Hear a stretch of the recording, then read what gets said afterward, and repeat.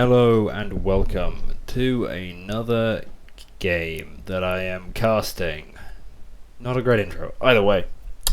This one is a bit of a challenge to myself, as you can see. Quite a long game. Obviously, casting from replays I already know. But this is a long one. It's about, it looks like 76 minutes on the replay. So, here's hoping I can make it the whole way through. That's the plan. Really test how far I can push my commentary before it dries up. Like a very poor oasis. I don't imagine it'll go very far, unfortunately. It'll just be me repeating, "Ooh, that was interesting," over and over again. But you know what, let's be optimistic. I imagine it'll go well. I do not know exactly who's in this game or what MMR it is, because I managed to lose those stats because Dota 2 Pro Tracker resets between patches, and I picked this one out a little bit ago and then got lazy and didn't do it. Either way, I do know we have Blizzy, ILTW, we have Kasani, I think, Kazu, Supreme, and Sammy. I don't know. I'm not completely familiar with everyone. Either way, bring up the last hits. For the Radiant, we're going to have Clinkz Phoenix in safe lane, Invoker mid, and Sanking Tree in the off lane. For the Radiant, we're going to have Pango Snapfire in the off lane, Quap mid, and Disruptor Troll in the safe lane. Now, let's see how long directed camera is useful for. It looks like both runes there'll be a skirmish. I don't care about the block. Looks like alright damage.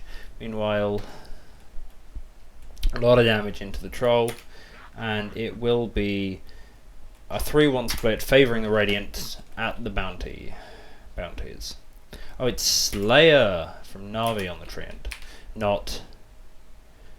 Oh, I missed that one completely. I'm very blind. It's an extra person. Who knew? Lots of names in this one. Either way, we do know. I believe the Clinkz has been nerfed slightly. Swashbuckle onto the Phoenix was blocked into the trees. Uses a Tango to just get his way out, but reversed on to the Pango as well. Lots of damage all over the place. Either way, as I was saying, this was just after the it's rework, revert, whatever you feel has happened to Clinkz, back to the set he had quite a long time ago with Strafe, Death Pact as the ultimate, and so on. So he's definitely very strong. Phoenix, always very good. That Sunray just does so much. It's a percentage based spell, and percentage is always good in this game. Swashbuckle forwards, stopped, and Phoenix is brought down. What's it called? Scatterblast. Scatterblast slows the Phoenix up, so he will be brought down. Meanwhile, down bottom, the Treant's head is also taken. But Disruptor is low. Maybe a bit of an optimistic Burrow Strike might manage to catch him off, but he will pull back. He will look to pull. It looks like the camp is blocked. He's going to sort of just sit there and be sad for a little bit, find the D ward, it'll be ready to pull soon. But the Treant may body block the camp, obviously, yes, and they will body block the camp. Denying this camp prevents any kind of, a lot of the pulls that the Disruptor can do, and these two can very easily contest the hard camp pull, as they have Nature's Grasp, they have Burrow Strike, and imagine with Sandstorm, when he gets it, it'll also be very strong. So, and the more the wave pushes out, the better for them, for sure. Almost always the way with the offlane. Very few really want to be sitting in front of the enemy tower. Troll, however, is achieving very good farm, highest last hits in the game, and denying a lot of creeps as well. Does manage to. Oh, a nice little courier snipe by the Trin there. But Burrow Strike onto the Troll. With level 2 Burrow Strike, he isn't getting a point in Sandstorm, which is interesting. I have not seen the Sand King build myself. It's possibly making use of the change to Caustic Finale, which I don't remember exactly what it was, but does look like I should be better at changing that focus. But no, the Clinkz has received a lot of harass up top. It's quite a pressure lane, the Snapfire Snapfire Pango. Both sort of have bursty nuke spells even at level 1, and there's also a nice stun. So the Pango can position in it and then get cookied. I don't know if you can cookie into a swashbuckle, the cookie lands and then you stun, but we'll see. Phoenix being pushed away. Obviously, Phoenix always plays a dangerous game. Uses his own, sacrifices his health for fire spirits, can make him easy to burst. But down bottom, tower dive underneath tree is underneath the tower, but I think it's going to cost him his life. It will, and he will be brought down. Thought he could just walk under tower with a few slaps bring down the troll, which would have been a very, very nice bounty to pick up, but doesn't quite manage it. Does force him to walk back to Fountain, however.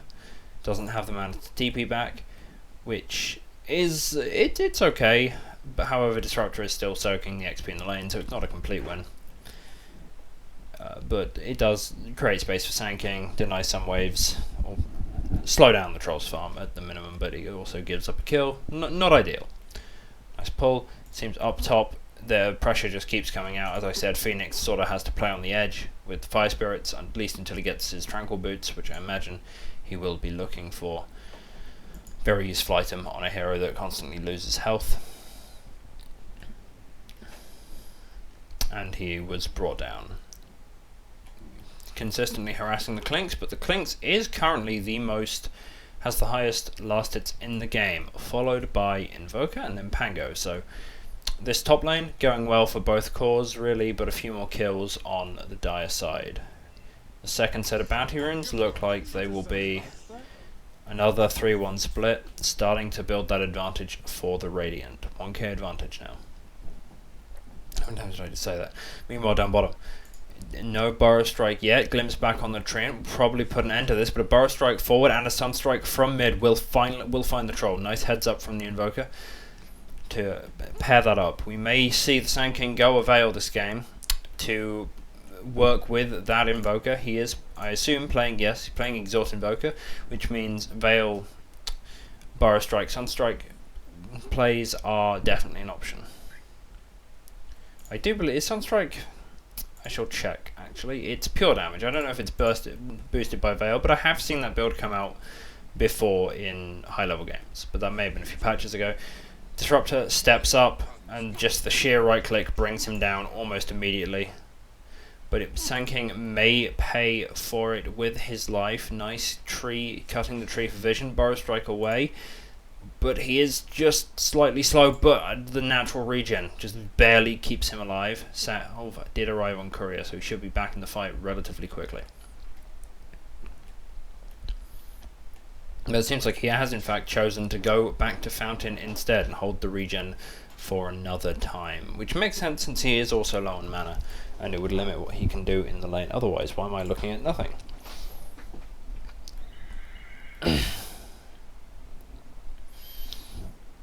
Now, I don't really need to talk about pulls and things, though Snapfire is being pressured in the bottom lane. Doubt anything will come of it. Can still cookie forward. Might turn and find the Phoenix in place. Absolutely will. Phoenix will go down. Little too greedy, thinking they could find the Snapfire. A lot of damage on that hero. They do have a sentry up. Clinks may follow. Swashbuckle is up and he will fall. Bit of a position mistake. Rotation from the tree. Does immediately on the Snapfire, but might just end up feeding a third kill. Looks very likely. What burst from that Scatterblast. Absolutely chunks him down. I don't know enough about that ability to know why exactly it did so much damage, but my god, that is a big win for the Dire. Absolutely crushing. It's also the TP used on the tree. With that down, they could have perhaps made a move onto the Sand King, but Troll has backed away from the lane now. Now the mid lane, which is not something I've really looked at all because it seems to have gone reasonably well, has the Invoker going a Midas build, which you haven't really seen for a very long time because Midas has not been a very useful item. Cold Snap and a Blink away on the Quap. Will get the haste rune, refill the bottle, and then be straight back up. May does look for the dive, has the Sonic Wave up, And does manage to find it. Almost thought it might get away there at the last second, but no. That final right click will secure the Invoker. Very nice. And in the meantime, both carries fall. Looks like Clinks and Phoenix are once again being absolutely slaughtered. Really rough lane, it seems. Let's have a look at the net worth and see where they stack up. Yeah, Clinks is not doing very well at all. He's almost at the bottom, despite... Oh no, his net worth, his last hits have really fallen off as well. Not quite what you want to see. However, the Invoker, despite just being picked off, well, solo killed by the Quap, is doing reasonably well, and Sanking has kind of had a lane to himself. Now, in terms of what each team is looking for this game, I don't see a hugely clear win condition for the Dire side. And I realise now I've been getting Dire and Radiant mixed up a bunch this game. And I'm going to put that down to being tired, because I record these quite late, because I'm stupid. That's really the only reason. But it seems like Clinks has sort of retired to the jungle now, while Invoker has got his Midas and is looking towards a drum. I can't really tell if he wants to play actively or not. He is posturing aggressively, probably just wants to help pick up this safe lane tier 1, which, as I have been learning, is probably is naturally the first tower that falls, because you have so many entrances and there's so much space between it and the next tower. It's sort of isolated, it's out on its own. And as soon as you take it, this becomes unusable farm for a carry, and you can start pushing in. And the Dire's lineup doesn't have a single clear win condition to me. What I think they have to do is play aggressively. They have a Sanking who comes online relatively early, Clinks, who is definitely a pretty fast snowbally hero, so it's a big shame he's been brought down so early. Meanwhile, it seems like Phoenix has been picked up off top. Just Phoenix obviously just trying to farm the dead lane, as it were, just pick up what they can out of the least safe farm on the map, least useful farm on the map, because it's a waste to not use it. It's really inefficient if nobody is getting anything out of that lane. Sort of sacrificing a whole third of your lane creeps. Meanwhile, Invoker, pushing up perhaps a bit too far, is dusted. It looks like he will be picked off. Quick tornado, but the Modimus Kisses rain down. I don't think there's any escaping this one, and he will be brought down. Pushed up a little too far and was collapsed on by the Radiant. Looks like Tree goes for the TP out, and he will just about get it. And does get a nice ward down while he does so, which I doubt they very clearly spec. Meanwhile, large rotate off the back of that, big rotation up top, Pango TPing out to Fountain, and the two supports take his place. Meanwhile, both carries have had really rough times, with Troll being slightly ahead, Kinetic Field and Static Field onto the Clinks. Speaking of a rough time, Clinks is still having one, but a rotation of the other two cores comes in, and they pick up 2 on the return. This seems to be a game all about the mid and the offlaners of each team. Both carries very pressured. Looks like Troll's receiving something on the courier. Blade of Alacrity. Looks like he's going to go S and Y and go for a more fighting build, whereas Clinks will be going Helm of the Dominator, probably for that, not for, really buff up those creeps for that Death Pact. Obviously, with the higher health the group has and the higher damage the group has, the more Death Pact will sort of take off of them, and Dominator will increase both those stats. So it is a very useful item for the Clinks to pick up for that mid-game power spike, and he is getting closer to it. Both of the carries seem to be going for more fight-oriented builds, whereas the Quap is going for something quite aggressive as well with the Orchid, where the Invoker is slightly more passive, has the Midas for farming, but seems to have sort of shifted tack with the Boots of Travel. He wants to be active around the map while using the Midas. I think those items are a bit... he has a drum as well, which is also sort of an early stat fighting item, so it's almost a bit of a counterintuitive build. The items don't quite synergize with each other. If they don't make sense together, if that makes sense. Helm now completed on the Clinks.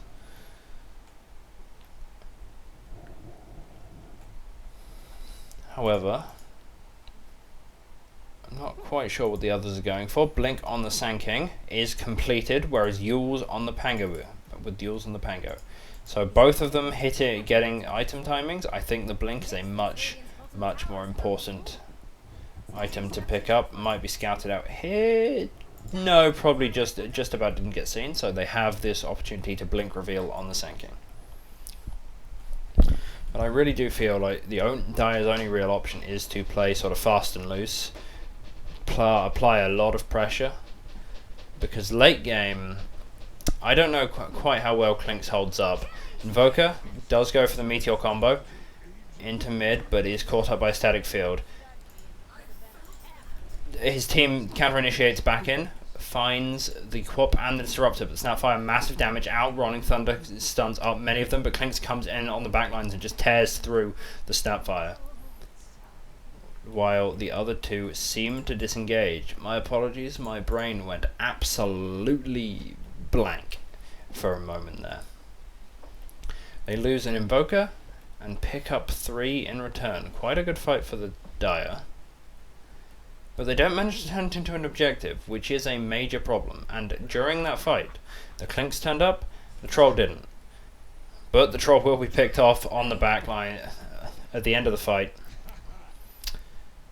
But he is starting to really pull ahead of the Clinks now, which is going to be a problem. Looks like more skirmishing towards mid. The Quap TP's back in. Invoker glimpsed, but gets off his combo. Will be brought down very quickly despite the Phoenix heals.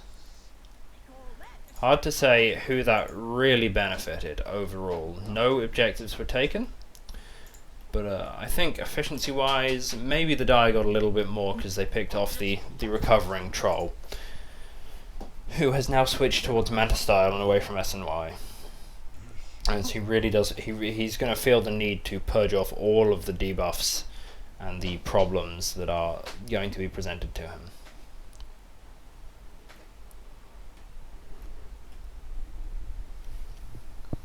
No, as I keep attempting to explain, while and then things interrupt me because I'm not very concise and clear, and I'm picking bad moments for it. But we can work on that. And just as I start to explain, it looks like there might be another kill onto the Sand King for collapse on top of him, but quick overgrowth may just save him.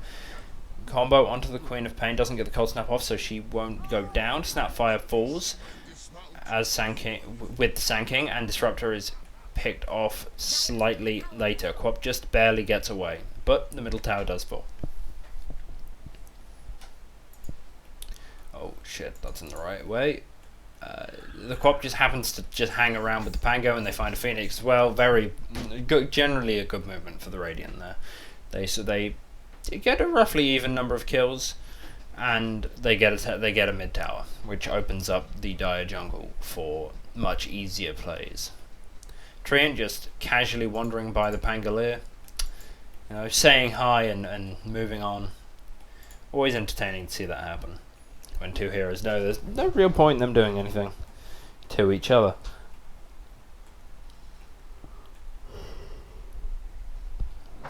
The Dire definitely have worse late game than the Radiant.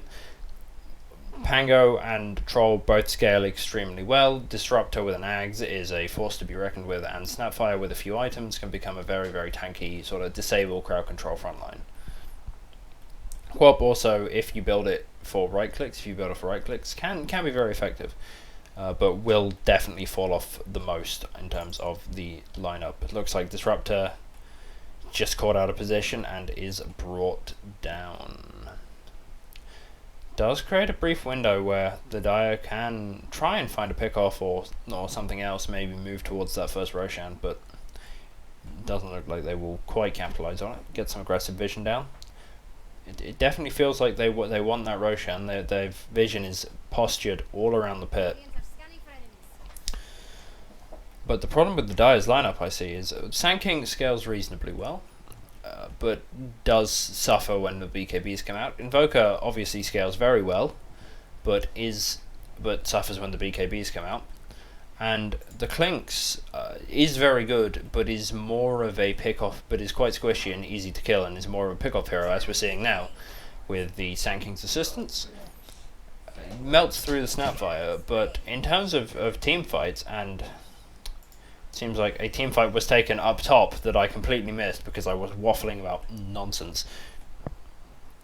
The tower falls, Invoker and Phoenix go down. Sand King is almost found, but manages to blink away. Might still be found with the ability to jump forward from them. Another Burrow Strike in 2 seconds. Does very, very nice glimpse dodge there, but it doesn't seem to matter. There's just a Rolling Thunder committed. They're chasing him across the whole map. They're so mobile. Good play from the Sand King, especially with the glimpse dodge, but yeah, there's not too much you can really do at that point. Radiant are in a very aggressive position. They can posture very aggressively, but they aren't. Their carry isn't really online yet. Clinks finds another pick off, which is really what he's good at. The carry is nowhere near online.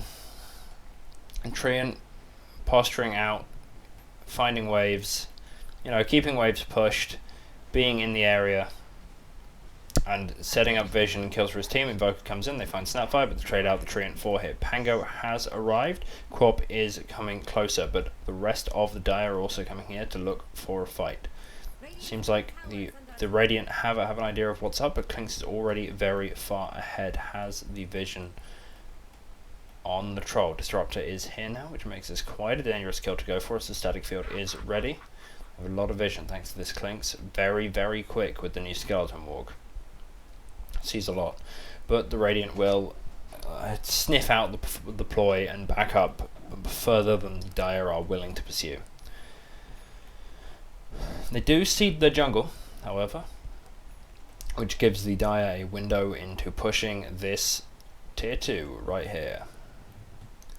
But it looks like the Clinks is hungry, has a Dragon Lance completed, but is caught by the Static Storm, and is Mortimer Kisses raised down. Summary will try and keep him alive, but it's unlikely to be enough, and it won't be. He's brought down without any real problems, and falls even further behind. Troll, having completely caught up at this point. Phoenix found, silenced up, brought down. Will he try and find the Invoker off the back of this roll? No, just going to clear the wave. Troll has now completely caught up after the bad laning stage, whereas Clink's still suffering. The only one who's really still up there in the net worth is the Invoker for the Dire. But all of their cores are sort of 2-3k behind their opposite number. But they are still making plays. Roche is being taken. Sand King going for the steal, doesn't manage to make it, is used up. And will absolutely die here. Goes for it, it's a good attempt, but unfortunately not enough. Quap jumps forward, Clinks is ready, and they'll bring down the Snapfire without too much issue. Invoker will die. Clinks disarmed. Do they have a Halberd on their team that I have missed? No, they don't. Pango is just getting them disarms all day, every day.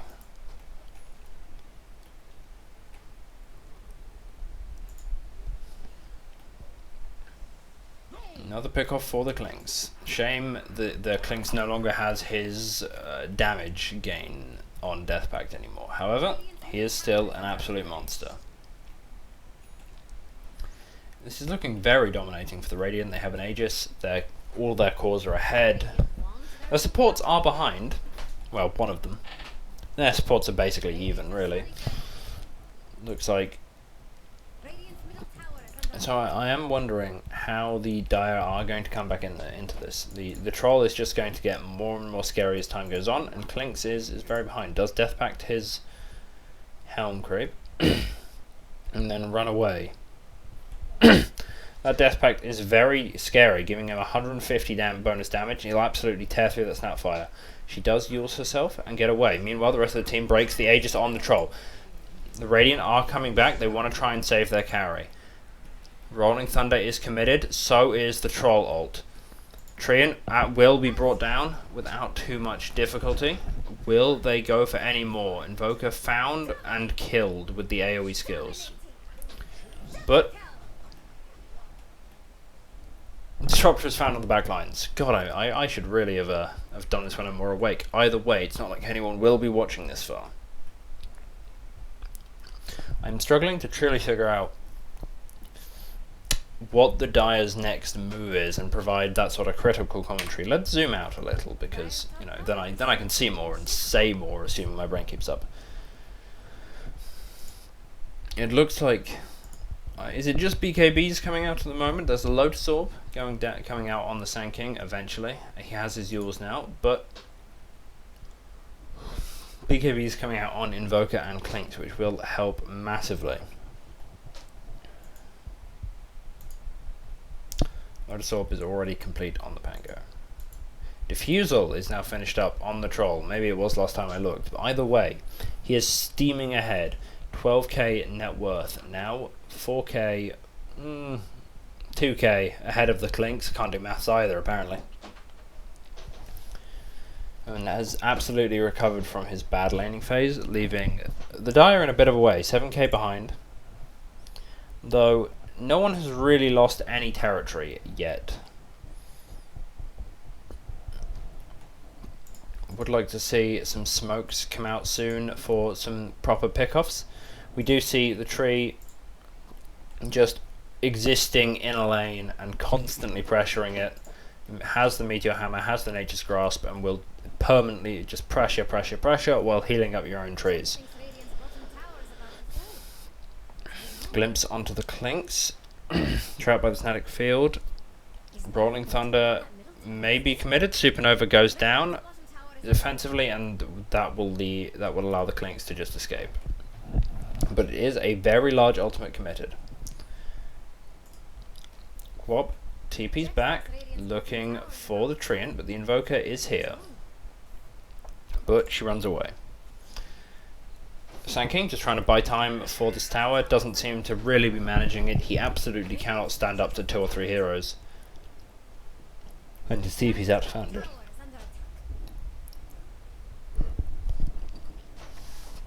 My apologies. Bit of a yawner today.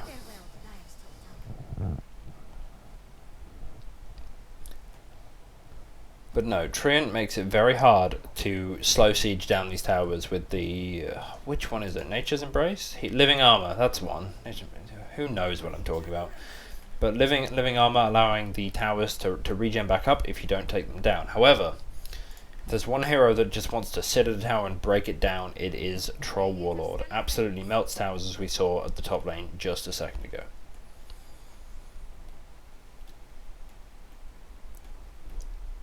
Smoke coming in. They will find the Treant. But he will actually just walk into the trees, walk straight at the Troll, walk past, and might just TP out.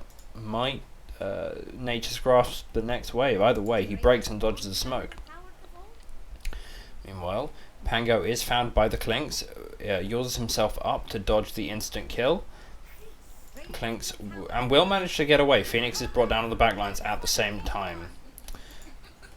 Clinkz a little deep, commits to BKB, but the overgrowth is used. Lotus Orb purges it off on the Pango and he gets away. Ghost Scepter on the Disruptor, but he's caught by the Meteor Hammer. Might just be brought down by the Burning Army. Definitely will. Clinkz does manage to Static Storm the Clinkz on the way out, which will end up in the Clinkz being killed by the Berserkers. No, the Battle Trance. God. I didn't know the name of Trolls. That's awful. Either way, lots of signs of life from the Dire, even with only 3 heroes, but Phoenix doesn't really do anything most of these fights. Even with only 2 heroes, they are finding kills. They're on the supports, granted, but they're finding kills.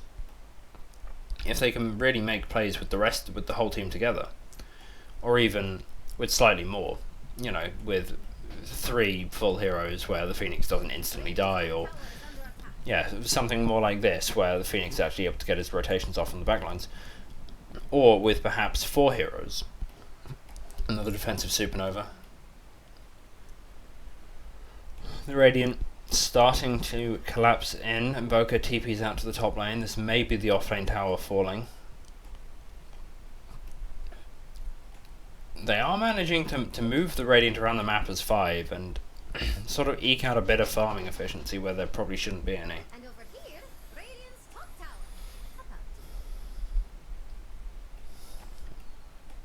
And it does look like the offlane tower will be falling. Dire don't look scared of Radiant's top No real chance of holding this unless they want to walk forward and commit quite a few ultimates, but Troll just takes it so quickly. here, Radiant's top tower. No time to mount a response. Looks like Sanking might just be found. No, nice observer ward. Finds the treant, and because it seems like the idea was maybe to get the overgrowth off, or Bottom tower I'm not entirely sure what the idea was. Sanking decided to pop epicenter and then run away, Look at Dire's bottom tower. which means treant and epicenter will not be up for the next fight, so they take the tier 2. Phoenix is silenced, has no purge, can't Icarus dive away, and will just be brought down. This is looking very much like a set of racks for the Radiant. It's a 3-on-5 with one of the big teamfight ults down. Sanking is found very quickly, silenced up, and eliminated by the Quap's burst damage. However, they do start to strike back. They bring down the Pango, they find the Disruptor with the Sunstrike, and a quick bit of Invoker magic will take the Snapfire down as well. Troll will TP out, and they manage to hold onto their racks. In a situation where that didn't really look very possible. A case of diving a little too deep in that respect. This Invoker playing extremely well, has his BKB complete and is starting to look towards the Aghanims. Meanwhile, on the Clinks, Death Pact really is insane. Getting, you know, 2/3 of a rapier pretty much just on his ultimate is very, very impressive. This time he gets, again, 2/3 of a rapier. It's quite something.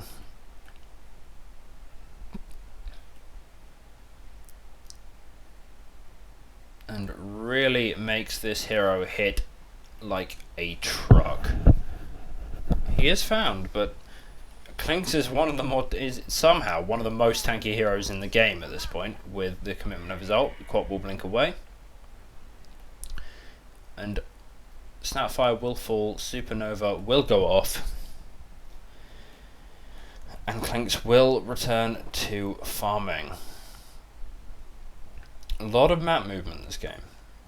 Sort of very back and forth, I think is the best way to describe it. One team is making moves on one side of the map, and then almost immediately the other team will manage to win a fight and push them over the river.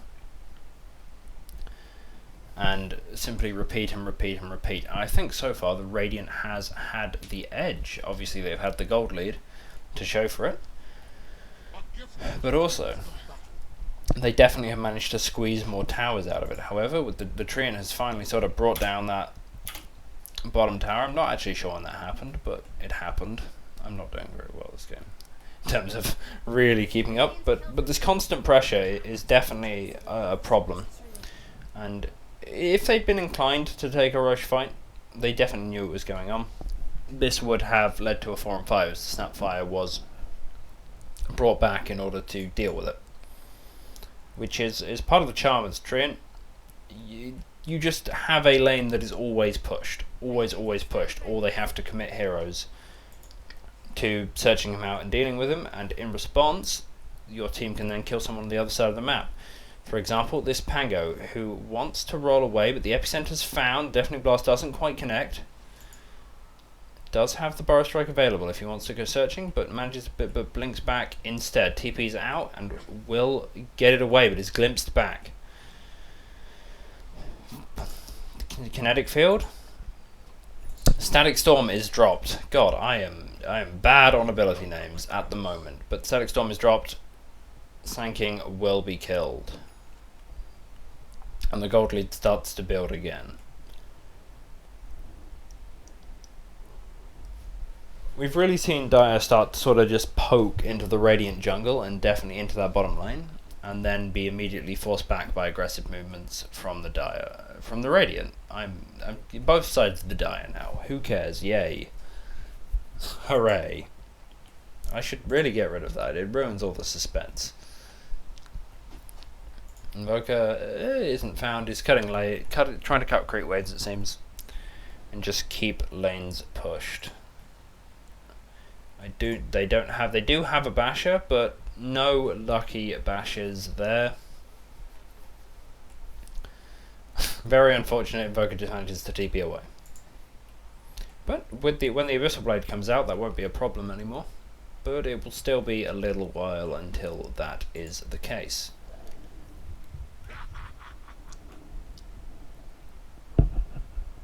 Well, Aegis will expire soon on the Troll. Has Basher and BKB completed? Let's just go through some items and see what happens. BKB's out. Gem of True Sight out for the Pangolier now. Good idea. A lot of invisibility to deal with this game. Glimmer Cape finished up on the Snapfire. BKB and Shivas for the Quap. BKB is now finished for the Sand King. It seems like he has elected not to go Lotus in the end. Smoke from the Dire. They will break it, but the Sand King will find a massive Burrow Strike. What a cataclysm. Is dodged by Snap and Pango with the Yules. But Snap is caught by the edge of the Supernova.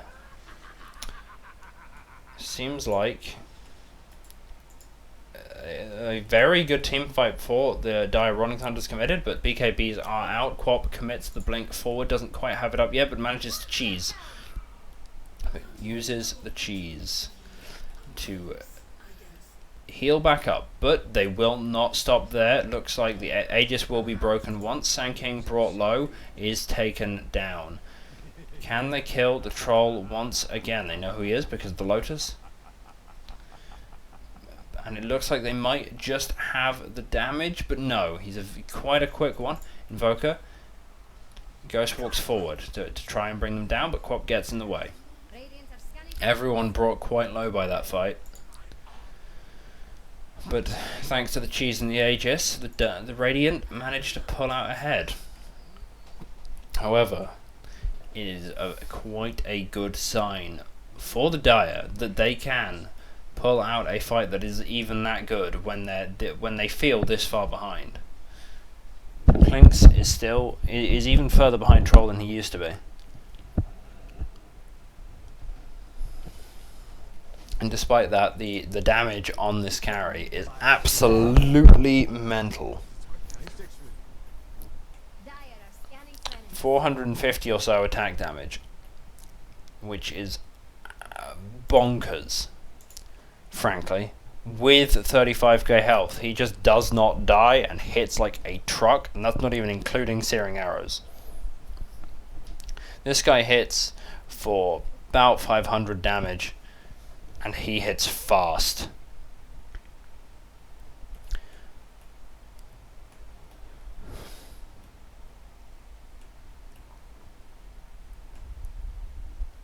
Clinks now is looking towards that Skadi. That movement speed slow just to prevent him being kited. Whereas Troll Warlord has finished up his Abyssal. Pangolier will follow shortly with his own. And is now looking for the Satanic. Very strong item. Makes it almost impossible to kill this Troll Warlord. So much lifesteal, so much status resistance, so much extra health. Everything you could possibly want to stay alive. But once again, this Treant is being an absolute pain in the bottom lane.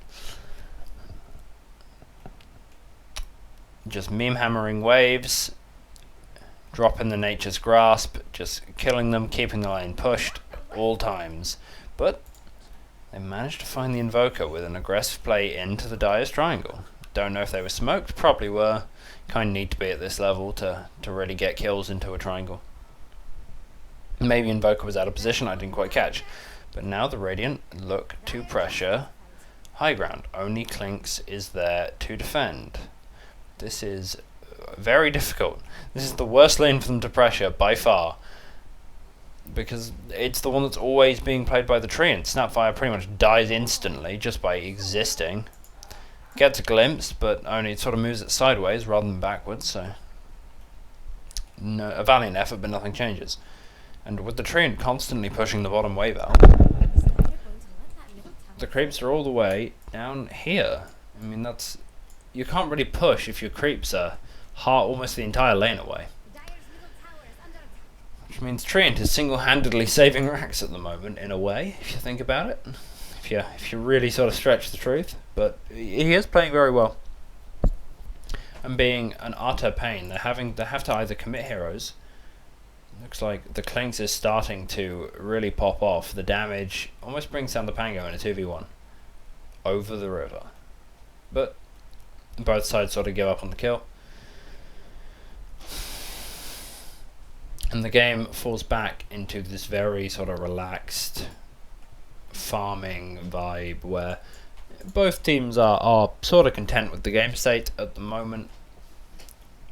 Or more accurately, Dire can't really make moves because they're not quite strong enough to win a straight up team fight at the moment. But the Radiant can't make moves because, you know, they always have to be split because of this pressure in the bottom lane, and they can't win a 4-on-5, not very easily. And even then, if they take a 5-on-5 badly and get a poor initiation, that will also be a problem. Speaking of initiation, it looks like the Pango abyssals onto the Invoker. Looks for, and it will be turned back. However, Invoker will be brought down. The entire Radiant team rotate in, and the Treant manages to TP out. They've consistently moved as a full unit, this Radiant team, to shut down this Treant Invoker pairing who are constantly just being a nuisance in the bottom lane. Which is really their only option. If they move as sort of a smaller unit, Smoke is immediately broken as it's used by the Disruptor, and the Dire know to just back out.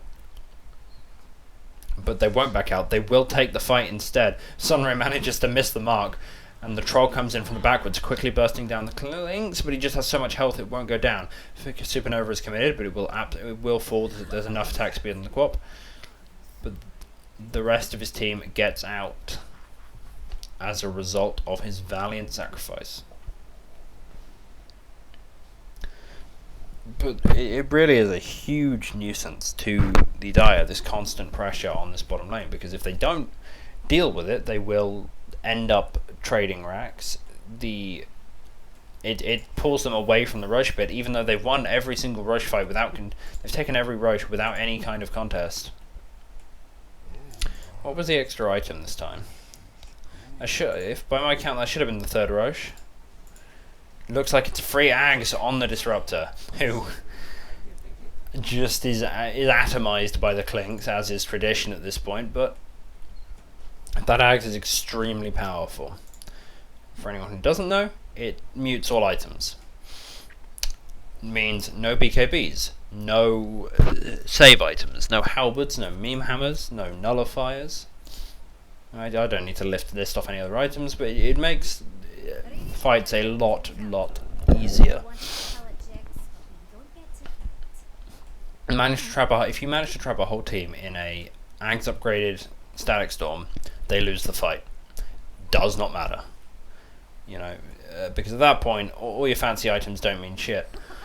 And speaking of, the Dire do take a fight in the Radiant triangle, but Tanking's Abyss is immediately brought down. Clinks is pumping out huge amounts of damage. Rolling Thunder is committed, is in a good place to stun up both the Treant and the Clinks. But he will be brought down by the overwhelming firepower. Modern Mosquitoes is committed, Treant will fall. Skeleton Walk is up, so Clinks is blazing a trail, trying to find another one to kill, but won't find anything. Very even fight, that one. Buybacks committed on both teams. But it's... I don't know. I'm not good enough to truly read into who's winning these fights. I think a lot of them are in many ways unnecessary, but anything that... I'll say it was probably better for the Dire they're the side that was behind. The gold sort of means more to them, and it was over the river, which is always a harder fight to take. Clinks just really doesn't like Disruptor. Wants Disruptor to have a very bad day, and the Static Storm is dropped as a middle finger as he dies. And Troll Warlord might just fall. Quap turns up, is used into the Ice Path. BKB is committed. Looks like she wants to bring someone down. Has the Aegis, so doesn't have to worry too much about dying once. Cold Snap comes out. Won't have it up in time for the respawn, but a quick Burrow Strike into a Cataclysm, and she will be brought down twice. I'd say massive, massive pick-off for the Dire. That's the Aegis and the mid laner. And they lose nothing for it. They transition straight into the offlane tier 2. Bit of a waste of a glyph, I might argue. This tower will fall regardless. You know, there's nothing to gain besides a few seconds on this one. And now you don't have glyph for, I believe it's 6 minutes? No, it's 5. It's only 5. So perhaps, you know, it doesn't really matter, but it looks like the Dire might manage to get the middle tower out of this as well, and that was definitely a tower that a defense could have been mounted for. Especially with the aid of a fortification. Static Storm is completely off the mark. And as a result, the tower just falls without any real contest.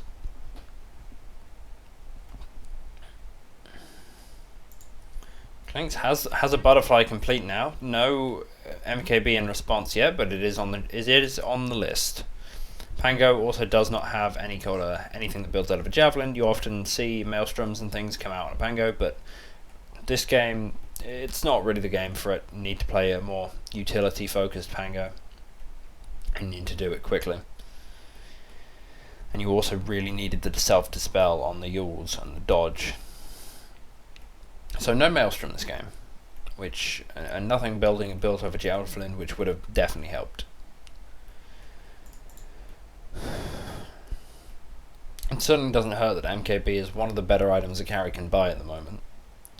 It's hard to at the moment. I've yet to hear anyone really complain about being forced to go MKB. But I do live in Scrubletville, so take everything I say with less a pinch of salt, more a mountain. More about the amount of salt in a regular game, which everyone should be used to.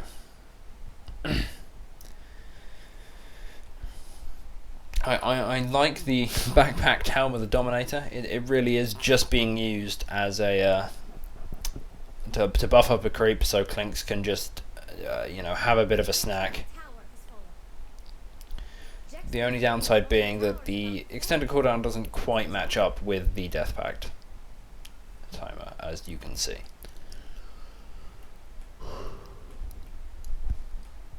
Not a major concern, as the Dire just start to pressure, start to poke and prod at the Radiant high ground, but meanwhile, the Troll Warlord is farming, and he's going to have that MKB in seconds at this rate.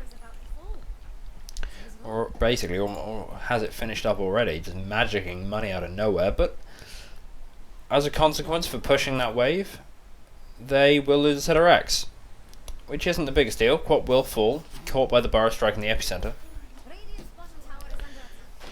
Looks like there is a Mindbreaker on the Clings. Very nice item. Spell Prism on the Invoker. Both pretty big. Mindbreaker, exceptional for ganking those harder cores, but right now it's doing him no good. Supernova is committed, Clinks is brought down by the Abyssal. Battle Trance will kill the Phoenix, no question about that, unless he can maybe just barely get an Icarus Dive away. He manages to get it, thanks to some interference being run by the Invoker. Sand King re-engages, try and kill the Snapfire. Meteor is there, just about takes the Snapfire out. Will anyone else fall? Tree was picked off very early on in the fight. BKB and Cheese used by Quap to try and find the Phoenix, but he seems to have dodged away into the trees. Might find the Disruptor if he looks very aggressive. but is ducking and weaving, but will finally be brought down. Meanwhile, they do catch the Invoker as well on the way out, and only Senking really escapes.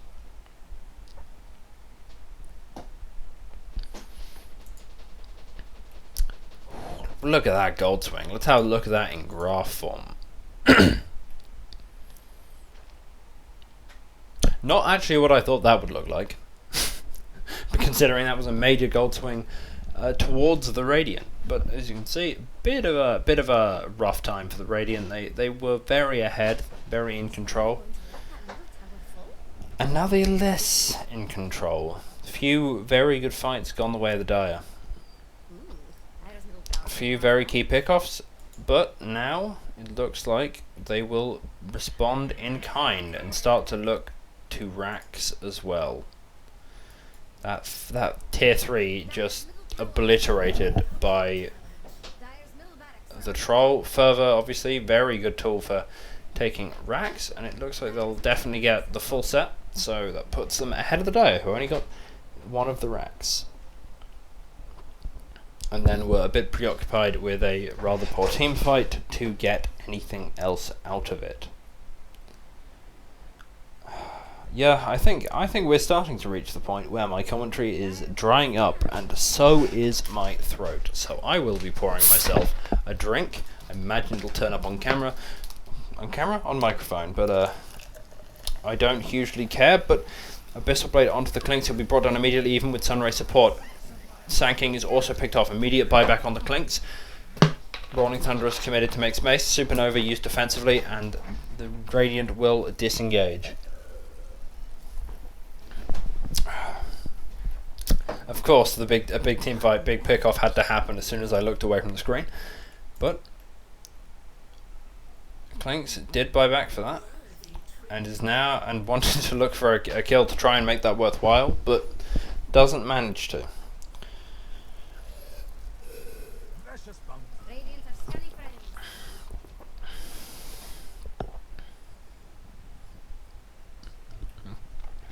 With the 25 talent, Clinks hits even harder, getting 285. Basically gets a rapier as his ultimate, which is kind of insane, but he consistently manages to find this Disruptor. Has the Nullifier even to break out the Ghost Scepter, and Disruptor just has a bad day today, but control onto the Phoenix, Abyssal Blade onto the Treant from the Troll, but a Tornado managed to make space for Treant, but he doesn't quite get away.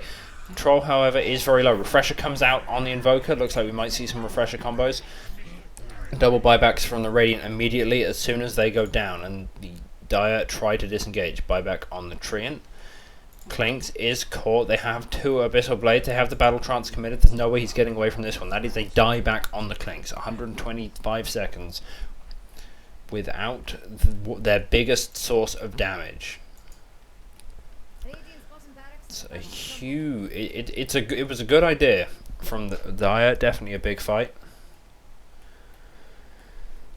A huge fight, even, where if they had a little more luck, if they just managed to get away with perhaps a kill a bit faster on a hero or two, would have possibly been game winning. But unfortunately, if the Clinks hadn't been found, even, I would go as far as to say that would have been an excellent fight for them. But the Clinks had to be found. The Clinks was caught by 3 and just torn down, and as a result they lose a Roche, they lose a huge net worth lead, they get a free axe on the Quap and a Refresher Shard. Gonna really enjoy the double Sonic Wave that comes out.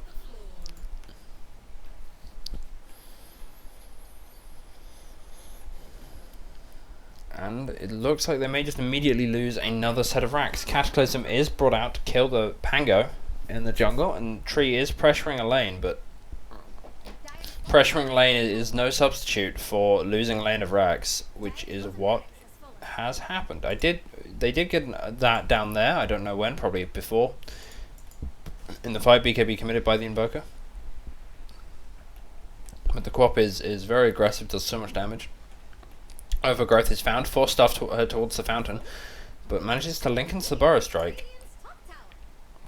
and so gets away pretty cleanly. They are getting scratch damage into that top tower, but it isn't really good enough at the moment. Radiant are being forced back by the pressure on their towers, however, on their lanes, which is, it's impressive that Dire has managed to so consistently keep it up. There's not even boots of travel on this trio, and yet he's always just all over the place, always shoving waves and making this game very awkward for the Dire to play. This is the sort of game where I wish I understood everything that was going on. I wish I understood sort of more about the game, so I could have more to say, and I could sort of see some of the details and the maneuvers that they make, because this definitely feels like a very high level game. It's not, obviously doesn't look like a pro game, but everyone knows what they're doing.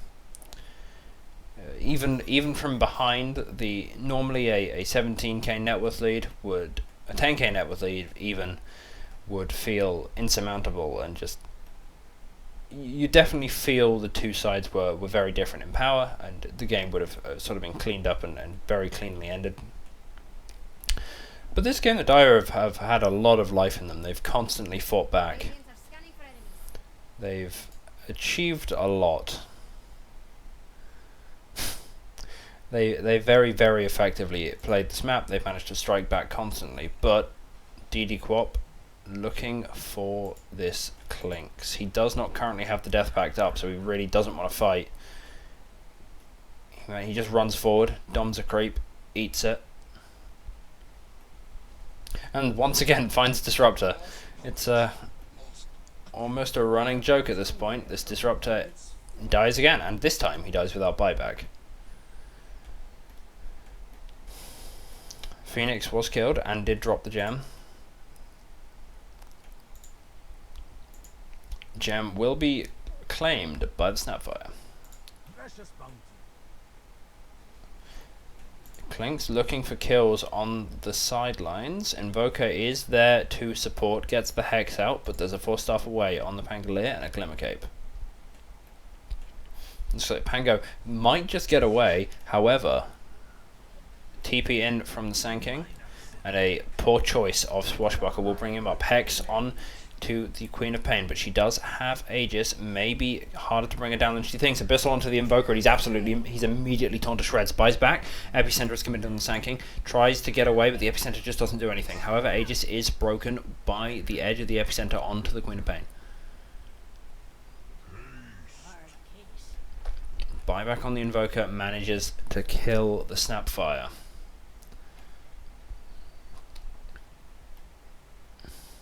This is a hard game to call. Both teams, this is really going to come down to one big team fight. Is that buyback? That's buyback. One big team fight where everything is committed. One team just gets a slightly better initiation, and it'll just snowball from there, is how this game feels to me. And I don't think it'll be too long. Part of that may be because I know how long the match is, but we'll push that to the side. There's a bit left. There's a while left in this game. But the pressure is definitely mounting on both teams.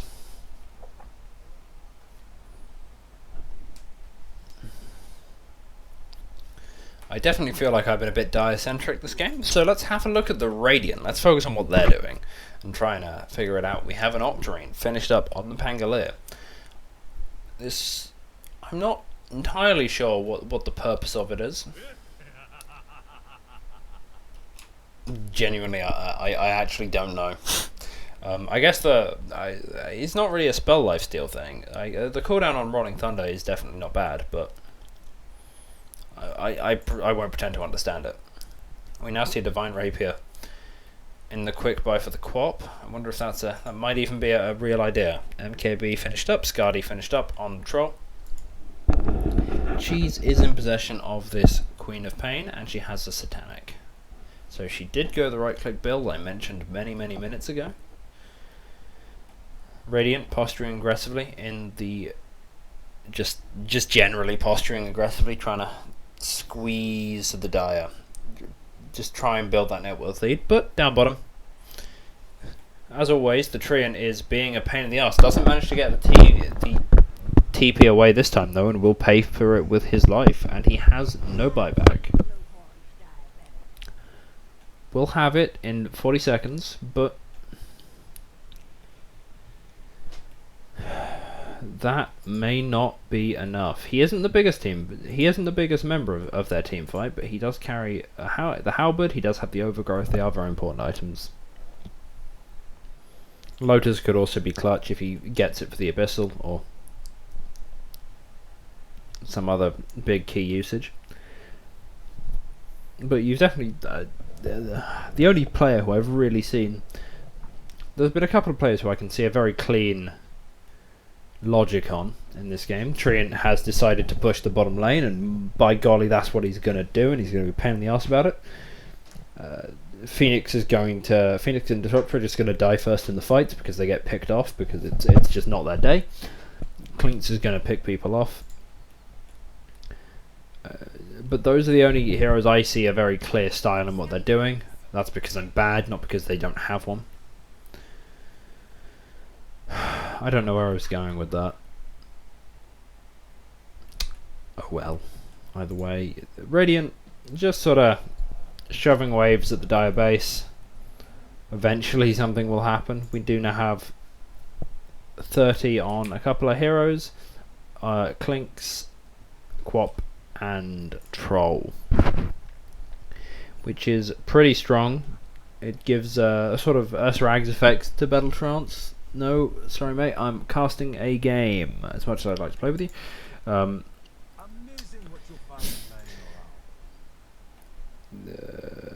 Where was I? Yeah, so he becomes a lot harder to chain CC now. Invoker manages to slip away from the Static Storm, but a good attempt to catch it. Divine Rapier finished on this Quap now, so she will hit like an absolute tank. Quap picks up. I don't know if she had Spell Block or Fear before. Either way, if she got Fear at 30, that's terrifying. It gives Scream of Pain massive crowd control. And if she got Spell Block, that's really annoying because now you can't. It's very hard, even harder to lock down this hero and chain CC her. Whereas Clinks just hits more things, which is also very terrifying, but perhaps not as big as of a power spike. In terms of if he's picked off, if he is found, he still sort of dies. He doesn't have that get out of jail free card that the opposing cores provide. Now, I don't know. Let's have a look at what Invoker gets. He gets 2 Forged Spirit armor reduction. He gets a lower cooldown on Tornado and Cold Snap. I mean, definitely good, but I don't think that particularly. It's game changing. Certainly not at this point in the game. Whereas Pango gets a much lower cooldown for Rolling Thunder. So, to be honest, I really don't understand the Octarine core. Maybe it's about Swashbuckle and being able to Swashbuckle as much as possible. Gives him a 4-second cooldown on Swashbuckle, which is insane. Just constant disarms all over the fight. That may be it. That would make a lot of sense. Now he has the Ag, so even in Rolling Thunder, he will be just absolutely demolishing people. At 30, he'll get a 2.5 second cooldown while I'm Rolling Thunder on the Shield Crash, which will just mean constant disarms all over the place. 32k net worth lead now for the Radiant.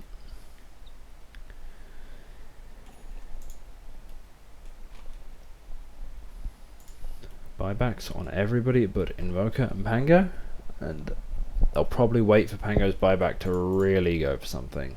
Though Quap does still have the Aegis, and the Aegis is very, very important to have when you have a Divine.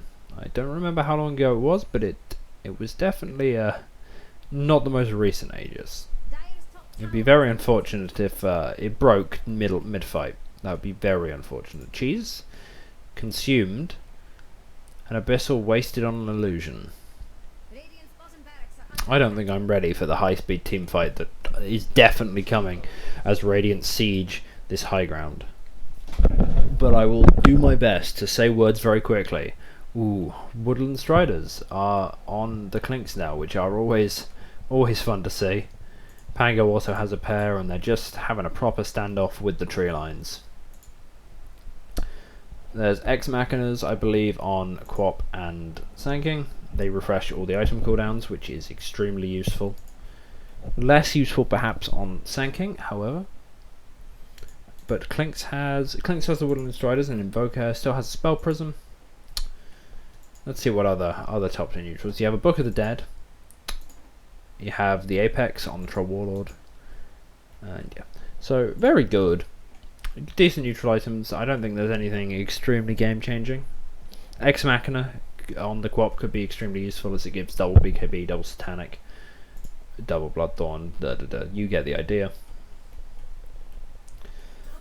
Radiant's bottom barracks are But I'm surprised. They do. Invoker does manage to push the creep wave and snipe the racks. Maybe he'll even get mid racks as well with the Forty Spirits. There's forcing Pango to TP back. Oh, he will get the mid racks. Incredibly, they managed to equalise the game. Radiant are scanning for enemies. But I don't think they can end it, as it's now a 32k net worth lead, and that includes a Divine Rapier. That includes just so many huge damage items, and the level 30 talents on the two main damaging cores are very, very good at keeping them alive. Clink's managing to squeeze whatever farm out of the map he can. Everyone will have buyback up in a set by the time of this final fight. I think we can all sort of sense it's coming. Clink's trying to quickly farm up a trident. Have enough for a trident and buyback. I'm not completely sure how much he needs for that. I think it's quite a bit. And there is the added benefit of the cutting waves makes it easier, manages to get the TP away, and will manage to. Rolling Thunder does not quite have the speed to get there in time.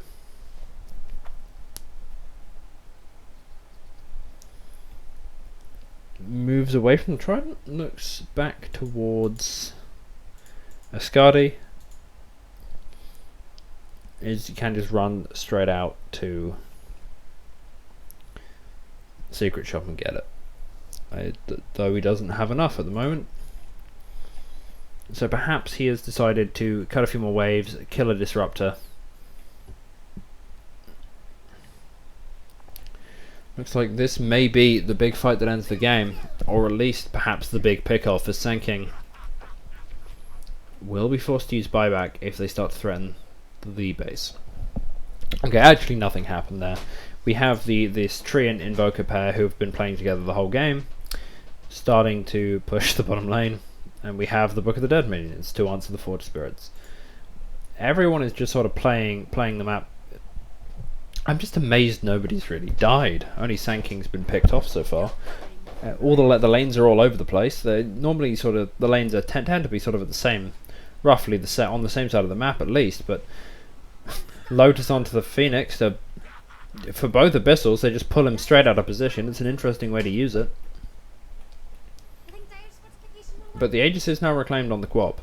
So if they do kill her and pick it up and put it on the Clinks, the sheer amount of damage will be horrifying. Dire's top Abyss onto the Clinks, Static Storm, but he manages to slip out before the kinetic field comes up.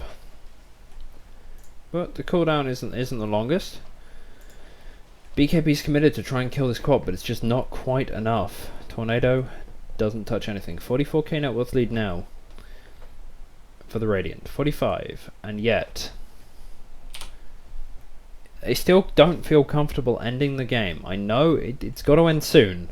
Please let it end soon. I need to stop talking. And honestly, I don't know how long this will take to upload. Probably a very, very long time. And that is not going to be very fun. I'll have to perhaps leave it on overnight. But I'm just sort of amazed. Invoker sort of managing to duck and weave out of the way. It is very impressive to me that the Dire have managed to so consistently keep these waves pushed out and not get caught even against the lineup that has really decent catch. And that even though they're 45 net worth down, the opposing team just doesn't feel comfortable ending. Perhaps they're waiting for an Aegis, but an Abyssal onto the Clinks just doesn't do anything. They're just next to each other, they don't care. Clinks running into the base. The Invoker does die. He's picked off by the Quap. That's honestly huge. If they force that buyback and get another kill, a massive amount of the crowd control on the Dire side will be lost, and the Sand King seems to be being picked off again. This looks like the fight. Supernova goes down. Sand King still managing to stay alive on the backlines, giving vision of the Pango, who may just be brought down here. Rolling Thunder's committed. BKB in response. Clinks sort of ducking and weaving through the trees, those Woodland Striders being a major help. Manages to duke the entirety of the Rolling Thunder, as now is on the backlines as the rest of his team sort of gets picked off. Phoenix will be going down here, just too much damage coming out of the Quap. The right click is absolutely obscene. Clinks running parallel to the Radiant. Buyback on the Invoker. This is starting to build up to this final fight. One way or another, the game will be ending after this. At least that's what I hope. Looks like they're looking for Megas. They're going for it. That Rax just falls almost immediately. The Invoker is found with the Abyssal and is brought down, but the Clinks, despite all his damage, is only just is barely even scratching the Troll Warlord and is just forced back into the fountain. And I do believe that is GG. That game that really did not end with a bang ended far more just quite sadly. And Disruptor dies at the end. What more? How else can I sum this game up? Bit of a fountain dive. They manage to not feed the rapier, which is always a good move. And the Ancient will fall. Radiant victory. God, my commentary got very flatter than usual towards the end. By towards the end, I mean around 20 minutes. But I'm very disappointed. I must say that fight didn't end with a huge team fight. Classic. But it was very expertly played by the Dire, just to be a constant pain and have waves pushed and just never be in danger of the game ending. But Radiant just played better, far more efficiently, and were ahead, and it was too much to overcome.